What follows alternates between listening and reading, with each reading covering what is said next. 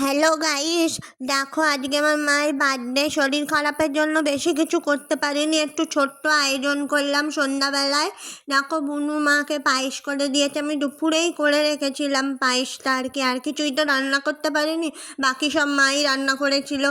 বুনু দেখো অনেক লম্বা হয়ে গেছে, তাই বললাম একটু নিচু হয়ে তুই মাকে পায়েসটা খাওয়া।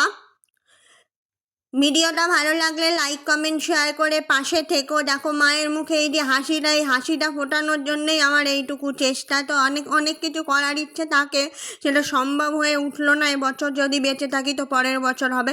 দেখো এবার মায়ের একমাত্র ছেলে বর্মশাই দেখো চলে গেছে পায়েস খাওয়াতে মাকে। আর হ্যাপি বার্থডেও বলবে মাকে, সেটাও তোমরা দেখতে থাকো। ভিডিওটা ভালো লাগলে লাইক কমেন্ট শেয়ার করে পাশে থেকো। আর সবাই আমাদের জন্য একটু প্রে করো, আমাদের এই হ্যাপি ফ্যামিলিটা যেন নষ্ট না হয়ে যায়। এই আমার অসুস্থতার জন্যে ওদের মুখের হাসিটা চলে যায়, ওরা যেন ভালো থাকে সুস্থ থাকে। দেখো প্রণাম করলো আর হ্যাপি বার্থডে বললো, মা বলছে আবার থ্যাংক ইউ।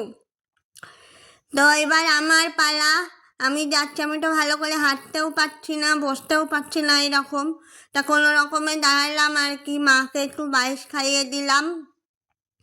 মা তুমি ভালো থেকো, সুস্থ থেকো, এইটাই চাই, আর কিছু না। তো তোমরাও এইটাই চেয়েও। আর ভিডিও ভালো লাগলে অবশ্যই একটু শেয়ার করে পাশে থেকো। মাকে প্রণাম করলাম, মাকে বলছি হ্যাপি বার্থডে, মা আবার বলছে থ্যাংক ইউ। তা মা আবার সোনুকে ডাকবে, সোনু হচ্ছে ওইদিকে ক্যামেরার দিকে রয়েছে। তারপরে এই যে কেক কাটার আমি সব জোগাড় করছি, এটা জ্বালিয়ে দিচ্ছি।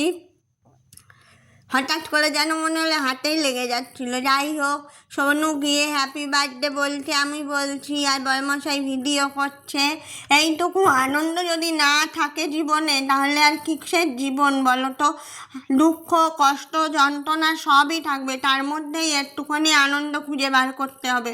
তাই আমি সবসময় চেষ্টা করি আমার মা বাবা বোন বড়মশাই এদের চারজনের একটু যাই হোক একটু বার্থডের কিছু করতে, বা যতটুকু আমার পক্ষে সম্ভব হয় ততটুকু করার চেষ্টা করি।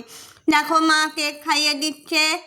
মা বড়মশাইকে খুব ভালোবাসে, তাই এটা বলার কোনো অপেক্ষা রাখে না। মা কখনো মনে করে না যে ওটা জামাই, মা মনে করে ওটা ছেলে। যাই হোক, বুনুও মাকে একটু খাইয়ে দিল। আমার তো আর খাওয়া যাবে না, তবুও একটুখানি যা আঙুলে করে মুখে লাগালাম, দিয়ে মাকে খাইয়ে দিলাম। মা ভালো থেকো, সুস্থ থেকো। তারপরে মাকে একটা উপহার দিচ্ছি। দেখো বেলা তো দেখেছিলে একটা নাইটি গিফট করেছিলাম, যেটা মা স্নান করে পরেছিল। আর এইটা হচ্ছে দেখো একটা আংটি কিনে রেখেছিলাম মায়ের জন্যে। মা জীবনে আমাদের জন্য অনেক করেছে, নিজের কোনো সকাল্লাট কখনো একটা সোনা দানাও করতে পারেনি। তা আমি মাকে একটার উপরই একটা আংটি করিয়ে দিয়েছি, খুব ভালো লাগছে, মারও খুব পছন্দ হয়েছে। এইভাবে মা বাবার পাশে তোমরাও থেকো, সত্যি খুব ভালো লাগবে। মা বাবার জন্য যদি কিছু করতে পারা যায় বড় শান্তি।